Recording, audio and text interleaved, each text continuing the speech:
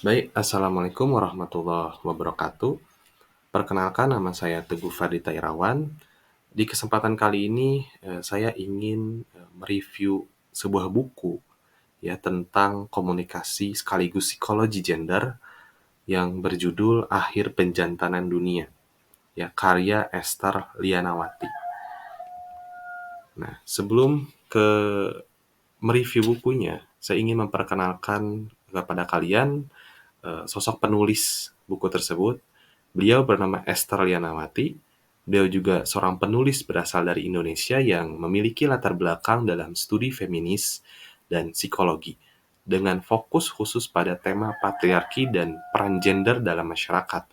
Dalam bukunya yang berjudul Akhir Penjantanan Dunia, ia mengeksplorasi bagaimana struktur patriarki membebani baik perempuan maupun laki-laki.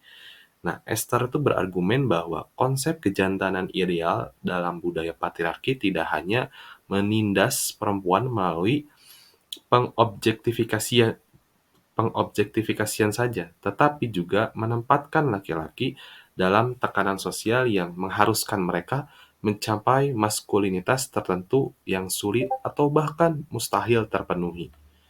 Seperti itu. Kita next. Nah, di sini ada buku reviewnya. Buku yang berjudul Akhir Penjantanan Dunia, karya Esther Lianawati, membahas dampak negatif patriarki yang menekankan baik laki-laki maupun perempuan. Dalam karyanya ini tuh Esther menggambarkan bagaimana konsep kejantanan ideal dan tuntunan sosial pada maskulinitas tidak hanya membatasi perempuan pada peran-peran tertentu saja, tetapi juga mengekang laki-laki yang seringkali harus berusaha keras untuk membuktikan kejantanannya. Buku ini mengajak pembaca untuk mendobrak pola pikir patriarki dan merayakan identitas yang lebih autentik dan bebas dari konstruksi gender yang mengekang gitu. Nah, jadi saya tuh udah nyiapin banget sih ya. Sebenarnya mau ngobrolin apa gitu, mau membagikan apa dari pengalaman membaca buku tersebut. Jadi mungkin langsung aja ya kita membahas Akhir Penjantanan Dunia. Sedikit review, buku ini tuh lebih ke membedah gitu ya, membedah ideologi kejantanan yang membelenggu baik perempuan maupun laki-laki. Dan secara psikologis kita tuh nggak sadar kok bisa-bisanya ya patuh banget sama ideologi kejantanan ini gitu. Bahkan perempuan pun yang paling ditindas nih ya, dengan rela gitu ya, menjadi mitranya laki-laki dalam melanggengkan patriarki gitu. Nah, bagaimana kok bisa sih terbelenggu baik laki-laki dan perempuan, mengapa begitu patuh gitu? Sebenarnya apa sih tujuan dari buku ini? Jadi mari kita bahas lebih lanjut lagi aja ya.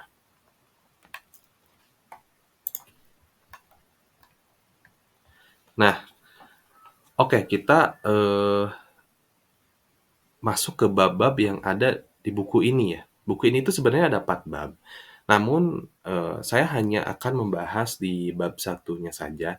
Di bab satu ini, eee, lebih memberi penjelasan secara umum gitu, mengapa kok kita tuh sampai ada di posisi hari ini gitu. Laki-laki kayak merasa dirinya superior sekali gitu ya, dan perempuan tuh menjadi inferior gitu.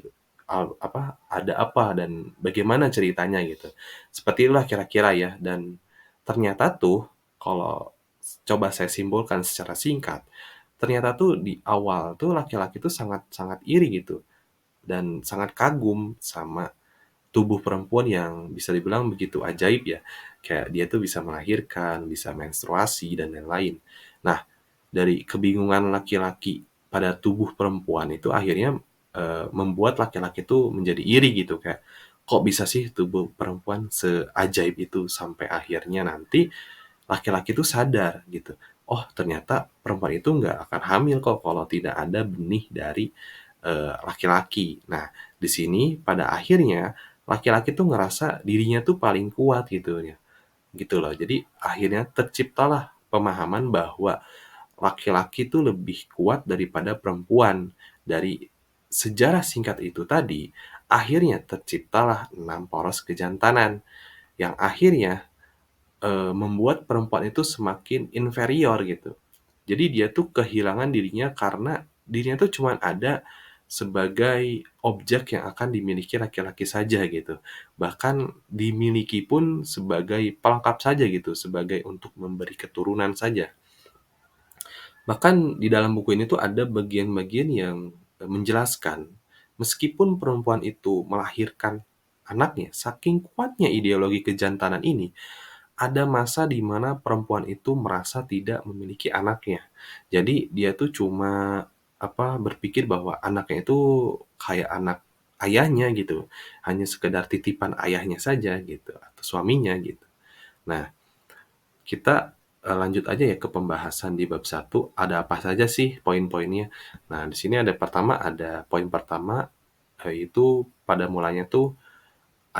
mulanya adalah perempuan. Nah, jadi poin ini tuh mengulas sejarah gitu ya, peran perempuan dalam masyarakat gitu. Menunjukkan bahwa perempuan dahulu itu berperan penting banget dalam, aspek sosial, dalam kehidupan sosial dan budaya gitu. Bahkan dalam beberapa budaya kuno sendiri, perempuan itu kan dipandang sebagai pusat kehidupan gitu karena kemampuan biologis mereka gitu yang bisa melahirkan dan bisa mengasuh gitu, yang dianggap sebagai simbol penciptaan dan keberlanjutan. Makanya, eee, apa, awal mula itu seperti itu gitu di poin pertama. Lanjut, ada poin kedua poin kedua itu ada ibu kami di bumi, ya. Nah, di poin kedua itu lebih, membahas bagaimana peran ibu itu begitu diagungkan, ya begitu di, ya, diwah-wahkan lah gitu ya. Tetapi di sisi lain kan bisa menjadi beban besar juga gitu ya bagi seorang perempuan. Karena ya dalam budaya kita kan sosok ibu sendiri kan, seringkali ya kayak dipuji-puji ya sebagai wujud pengorbanan gitu, wujud, apa, kasih sayang yang nggak terbatas gitu.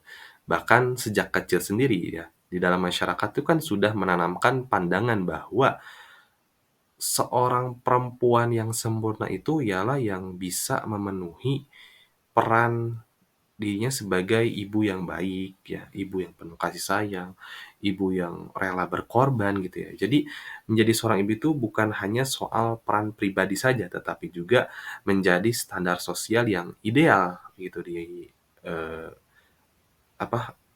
untuk perempuan di kalangan masyarakat seperti itu. Namun kan pandangan itu kan kadang terasa membatasi gitu ya, membatasi dan mengekang perempuan gitu. Makanya Esther tuh menunjukkan bahwa perempuan yang tidak bisa atau tidak mau menjadi, ibu gitu ya, kadang seringkali disebut, perempuan yang egois gitu, atau kurang lengkap lah. Nah, hal ini tuh kan menempatkan perempuan dalam posisi yang bisa dibilang sulit gitu ya, karena ya mereka diharapkan memenuhi ekspektasi yang dipatok oleh masyarakat itu sendiri gitu. Nah, di balik itu semua, konsep ibu di sini juga kan sering kali dipakai untuk menjaga stabilitas sistem patriarki itu sendiri. Dengan mengagungkan peran ibu, nah masyarakat patriarki itu membuat perempuan tuh merasa cukup dengan peran di dalam rumah tangga saja gitu ya, tanpa didorong lebih untuk, explore lebih jauh gitu, kayak mengejar karir atau tujuan-tujuan pribadi lainnya gitu kan.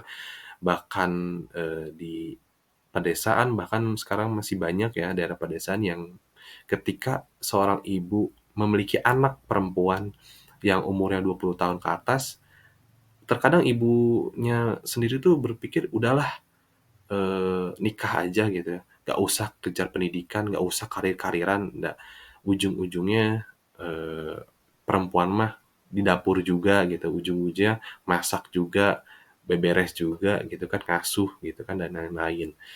Nah itu tuh membuat perempuan tuh merasa terkekang gitu loh, akan sistem patriarki tersebut. Nah, begitu. Jadi poin ketiga selanjutnya adalah matriarki yang tak pernah bertahta gitu. Jadi Poin ketiga itu membahas konsep matriarki atau, lebih ke kepemimpinan kepemimpinan perempuan yang meskipun gitu ya, meskipun pernah ada, tapi tidak pernah benar-benar bertahan atau menguasai dunia secara dominan gitu.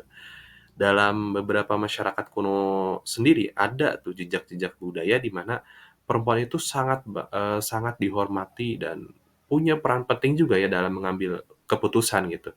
Nah, contoh-contoh ini tuh memberi gambaran bahwa pada masa lalu juga perempuan pernah loh gitu memiliki posisi yang sangat kuat atau dipandang setara dengan laki-laki dalam, eee, lingkungan sosialnya atau komunitasnya gitu.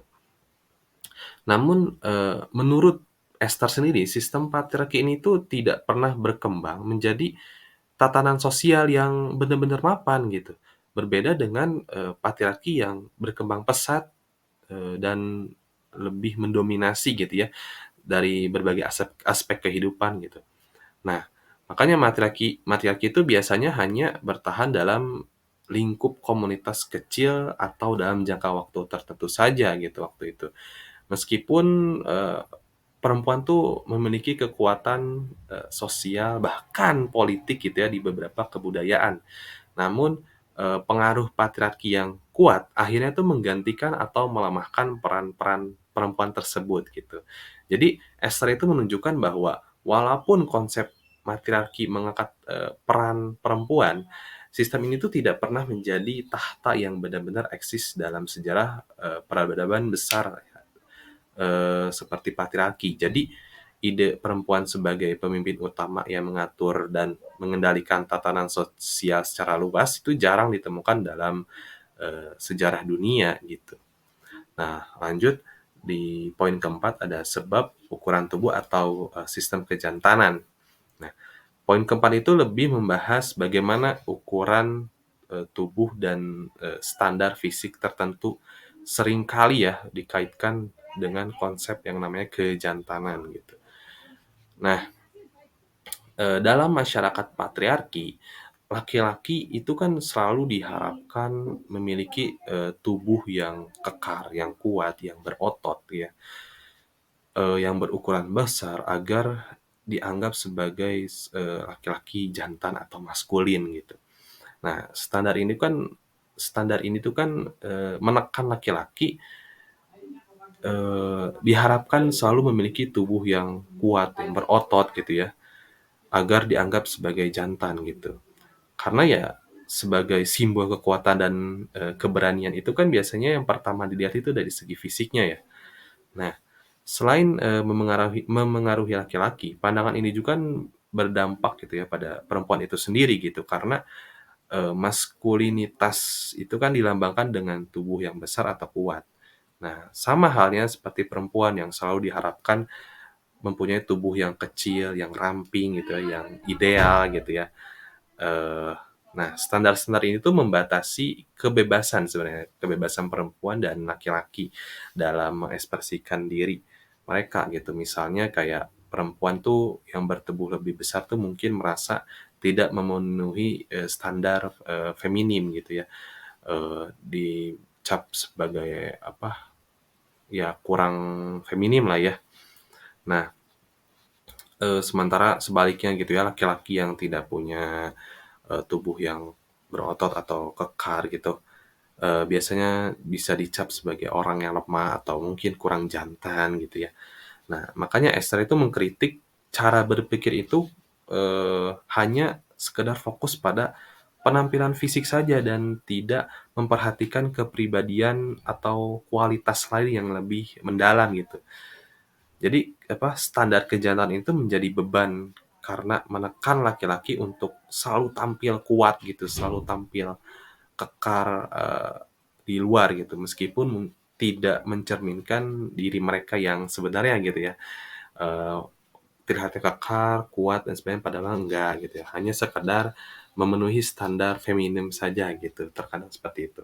Nah, di sini yang terakhir ada, poin kelima, 6 poros kejantanan. Nah, 6 poros kejantanan itu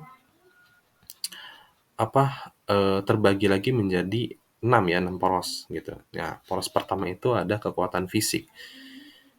Nah, Maksudnya kekuatan fisik itu, ya laki-laki kan dulunya tuh selalu diajarkan untuk menjadi, kuat gitu ya. Jadi mereka tuh harus, eee, apa, terlihat tangguh gitu, berani, bahkan jika itu sebenarnya bukan karakter alaminya gitu. Jadi, laki-laki itu tidak, apa ya, tidak memiliki, eee, tubuh yang kekar atau yang memilih untuk mengekspresikan diri dengan cara lembut, seringkali dicap kurang jantan. Dan poros yang kedua ada kontrol emosi gitu ya. Nah, eee, sistem patriarki itu menuntut selalu gitu ya laki-laki untuk tidak memperlihatkan emosinya ya, seperti contohnya menangis gitu ya, karena ini dianggap sebagai tanda kelemahan bagi sosok laki-laki. Bahkan, dari sejak kecil saja gitu ya, laki-laki itu selalu, tidak boleh menangis, tidak boleh cengeng gitu ya. Akibatnya banyak tuh ya laki-laki yang tumbuh tanpa kemampuan untuk mengekspresikan perasaannya dengan sehat gitu. Dan, poros yang ketiga itu ada dominasi, maksudnya adalah laki-laki dalam sistem patriarki itu diajarkan untuk menjadi seorang pemimpin ya, baik itu di dalam rumah ataupun mungkin di tempat kerja gitu ya, atau di organisasi dan lain sebagainya. Jadi mereka tuh diharapkan selalu mengambil keputusan dan mengendalikan situasi tertentu gitu ya. Dan ya sebaliknya, sementara perempuan itu hanya dipandang sebagai pengikut saja gitu ya.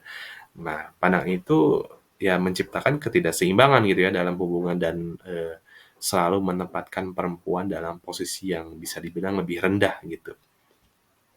Dan, poros yang keempat itu ada pembuktian diri lewat prestasi atau kekayaan. Nah, laki-laki tuh sering merasa bahwa untuk dianggap berhasil tuh mereka harus memiliki pekerjaan yang bergensi gitu ya, atau, banyak hartanya lah gitu ya. Nah, hal ini tuh kan membuat banyak laki-laki tuh merasa tertekan gitu ya untuk terus bekerja keras gitu. Bahkan jika mereka tidak menyukai pekerjaan atau tidak mempunyai pekerjaan sendiri, mereka itu selalu dicap menjadi orang yang gagal atau orang yang malas gitu ya. Nah, poros yang kelima ada perlindungan terhadap perempuan. Nah, dalam konsep patriarki, emang ya laki-laki itu dianggap sebagai pelindung ya di zaman sekarang, udah tidak hal aneh lagi gitu ya, dan sementara perempuan itu yang dilindunginya gitu, yang dilindungi. Nah, ini emang terlihat positif gitu ya, tetapi ya sebenarnya menempatkan perempuan dalam, posisi yang sangat pasif atau lemah gitu. Jadi membuat laki-laki merasa ya harus terus perlu mendominasi atau mengendalikan pasangan mereka gitu sebagai, bentuk, perlindungan gitu. Nah, seperti itu. Dan yang terakhir ada poros keenam, seksualitas dan agresi seksual. Maksudnya poros terakhir ini tuh kayak menghubungkan gitu ya, menghubungkan kejantanan dengan, dorongan seksual yang tinggi gitu. Jadi, lebih kayak, apa ya, singkatnya tuh laki-laki itu diajarkan bahwa mereka tuh harus memiliki hasrat seksual yang kuat dan mengejar, perempuan sebagai bagian dari kejantanannya gitu. Kayak contoh kecilnya, misalkan kita menyukai seseorang gitu ya, itu wajib yang di mananya di zaman sekarang tuh laki-laki harus berbicara lebih dulu gitu ya, dibandingkan, perempuan, seperti itu. Nah mungkin itu aja ya, yang bisa dapat saya sampaikan di, pertemuan ini. Mungkin ada lebih kurangnya mohon maaf. Assalamualaikum warahmatullahi wabarakatuh.